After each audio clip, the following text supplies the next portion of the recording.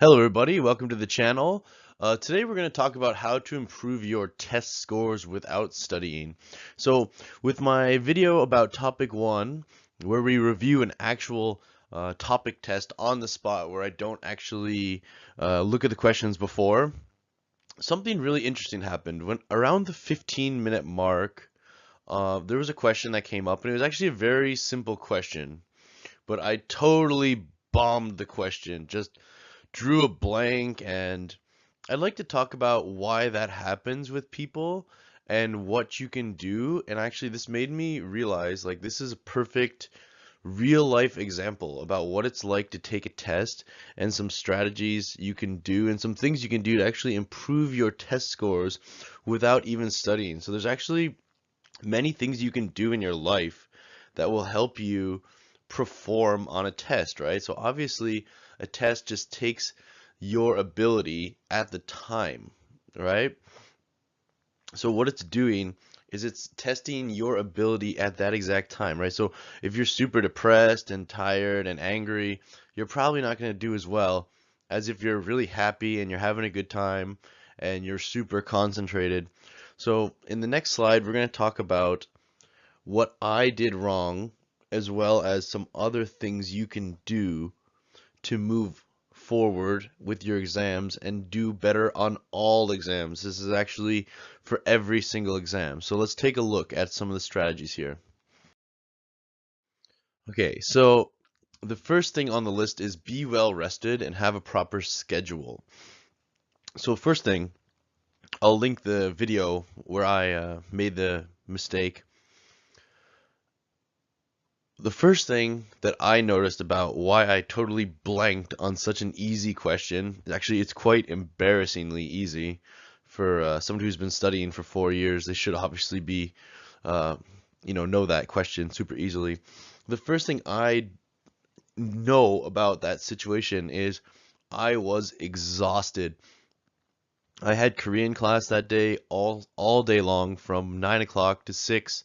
Then I came home, I was super hungry and exhausted, and I made that video just because I was bored and I had nothing to do.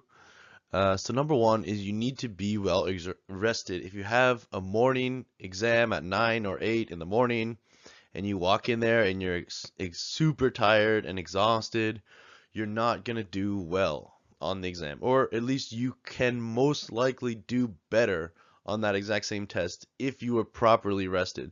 So number one is to be well rested. And I was in university at one time, and obviously sometimes you go out drinking before an exam. It's not a good idea. It's not responsible. Um, Try to mature at some point in your life and not do this. As I said, I did it, not judging you. I was there at one point too. We all probably did this. And proper schedule is to go to bed at the same time every night and wake up at the same time. So for the longest time, I always wanted to wake up at 7 o'clock every day. But it was so hard, mostly because I work into the evenings and it's really easy. I get home quite late and it's not easy to go to bed early and wake up early. But slowly, because of certain factors like having to wake up early for a long time, I was able to do it. And at first it sucks. I'm not gonna lie, it sucks waking up. Your brain is just like thrown out of whack when you have to wake up early. The best way to do is to gradually do it, but no pain, no gain, right? No pain, no gain. If you make the sacrifices and hurt, and go through the horrors of waking up early, eventually you'll start to get tired around a certain time and go to bed, turn off your screens, turn off your phone, turn off all these distractions, turn off the lights, start winding down around a certain time, and get into bed by a certain time at always. And put your phones away, don't put the TV in your room, all that kind of stuff. Room is for sleeping, and make that your winding down sleeping room. And you will find out. And so now I can wake up at 7 o'clock. I wake up at 7 every day, no problem. Jump right out of bed and but I have to make sure I get to bed at a certain time, because if you even just stay up 1 hour past your bedtime, you're going to be tired the next day. You're not going to want to wake up at that time. If you're able to, you'll sleep in more, and then you will change your schedule. So you have to keep the same schedule at all cost. 2 is eat. As I said, you can't be hungry. So another thing was I was exhausted and I was hungry. And the first part of the test was okay, but eventually I kind of hit this wall where I was really tired, and just your brain stops functioning. Simple things just blip, like they fry. And especially when you're doing a hard exam and you need to recall hard content or a different language like Korean, which is extremely hard, your brain won't be able to function at a high level. Simple things will just blank and fry your brain and throw you off, and it's really not good. Next is don't second guess. So if you watch the video, right away I picked out the right answer. But then for some reason I second guessed or I hesitated, and if you watch it, you should really go watch the video. As I said, I'll post the link for you. I immediately find the right answer, but then second guess and just confuse myself more and more and start thinking of really weird things and start really like focusing too much on the wrong stuff and trying to read into everything way too hard when it's just a simple answer, and you start really like almost like looking at the question way too in detail and going on some neurotic mind path that's not good. So don't second guess. Usually your first instinct is the right instinct. So if you all of a sudden, jumps into your brain, that's right, and it makes somewhat sense to you, don't second guess. Stick with the first answer is usually the right answer.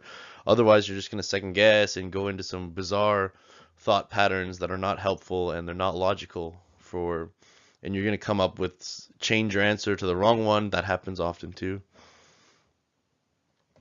And we have make an educated gut guess. So maybe you really are split between two answers. You read the questions, the possible answers, and two of them really look good to you. One hasn't like specifically jumped out at you. You're looking at both of them and they both kind of seem equal. Make an educated gut guess. Make a decision. Don't sit there indecisively and just make a decision. If you have to 50-50 it, just 50-50 it. Just go with a gut educated guess. Make that decision. Click it down and move forward, because time is of the essence. So the first time I started taking these tests, Topic 1 and KIIP, I was not paying attention to the time. I thought they'd give you enough time. They don't. They really limit your time. They really cut it down to a short level. You have to fly through these exams. It's not impossible, but they don't give you time to just sit around and think. You have to keep moving forward. So you can't sit on a question. It's only one question. Make a decision, click it off, and you can come back later if there's time, because you most likely will not have time, and you'll need that time for the whole other parts of the exam, the 99 other questions on the exam out of 100. So it's just one question. You need to move on and come back later. And my thought process in this video is really amazing. It's a really amazing insight into how people work, how their minds work and mistakes they make. And myself, I was thinking, how the heck could have I made such a simple mistake? And basically the question says, I was kind of confusing. I was kind of translating it in my head and kind of jumbling up the subject and the object. But if I was rested on a proper schedule and not hungry and acting like a real exams. When I was taking this exam, I'm taking my time, I'm explaining everything. So there's another reason, right? You can see what happens when you overthink stuff and you try to explain things. So sometimes it's better to think less than more.